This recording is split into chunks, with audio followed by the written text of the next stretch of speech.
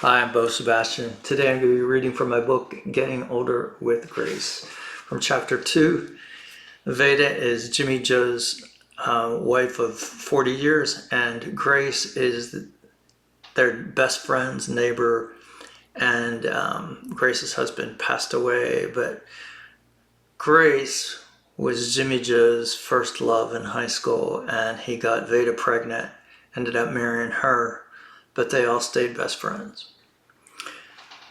This is from chapter 2. After Veda and Grace put the dishes in the sink, we all sat at the table drinking coffee. It was decaf, so Veda didn't clamor. Grace cleared her throat like she was fixing to make a speech. Veda, Jimmy Joe, I just want you both to know that I've decided to sell my house and move.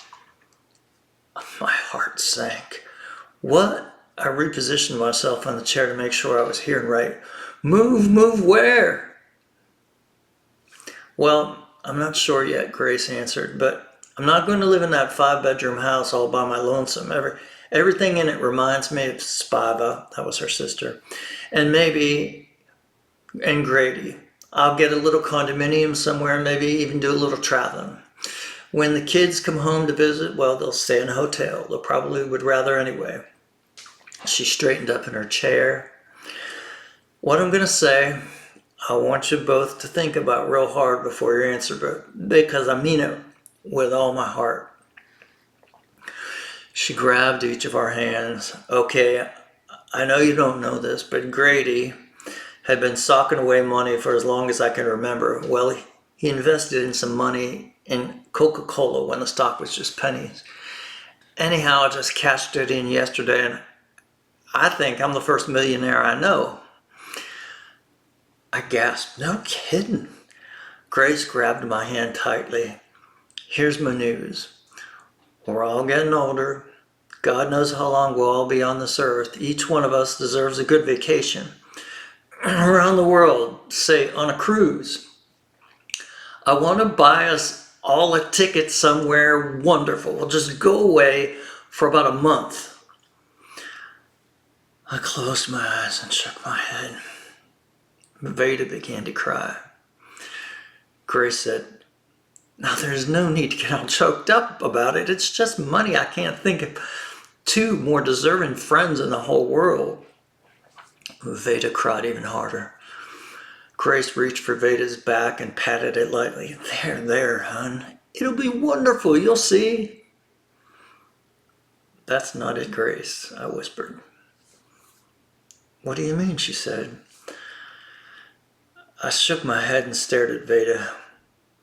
She's your best friend, Veda. You ought to tell her.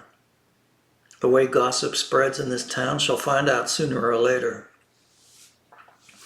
Grace became sullen. Veda muttered through tears, Grace, I can't believe you're thinking about us in a time like this when God made you. He made a precious soul, I tell you. But you see, I just can't go, not now. For heaven's sakes, what's wrong? Grace asked. Veda clutched her hanky, took off her pixie glasses, letting them hang from the croaker around her neck, and dabbed her gray blue eyes. You tell her, Jimmy. I just can't. She shook her head. Grace held my hand, so I gently pressed my other hand on top of hers. What Veda's trying to say, Grace, is the doctor told her today she has cancer real bad. Now I got choked up. The reality of the situation sucked me right in the heart. She doesn't have long to live. Oh my Jesus. Grace flung herself over Veda. Veda was beyond consoling. She didn't even usually fret, but just let her start crying and she could go on for days. When her Aunt Figgy, the quilting queen, took ill and gave up the ghost, I had to put Veda to bed for pretty near 3 days. I left Grace in the kitchen and led Veda to her bedroom. The poor thing was shaking so bad she could barely hold herself up. You make sure you walk Grace home, Veda whimpered. all we need is for something to happen to that poor deer. You gonna be all right here by yourself if I go? I asked Veda. Veda and me stopped by the foot of her bed. She sat there looking at me like it was our first date, all starry-eyed and in love. She sat down and patted the space next to her. I didn't move. She reached her hand out for me. I took hold of it. She pulled me forward to sit by her, then reached over and kissed me on the cheek. I love you. I know I nag at you, and God knows we haven't been this close in a decade, but I love you. She started to cry again. I just need you to know that.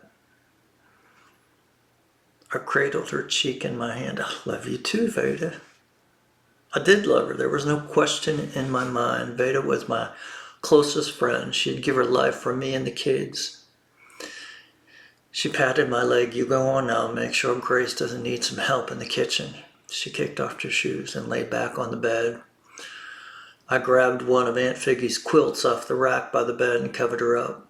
She smiled, removed her croaker with the glasses attached, and closed her eyes. It almost seemed like she had a smile on her face. I hope that gives you a sense of a little bit about this family of people that go through getting older together and facing death and facing sickness and facing all kinds of other funny things. This actually is a book that's filled with some fun, and these three get into some craziness. Take care, and I hope you have a chance to buy the book.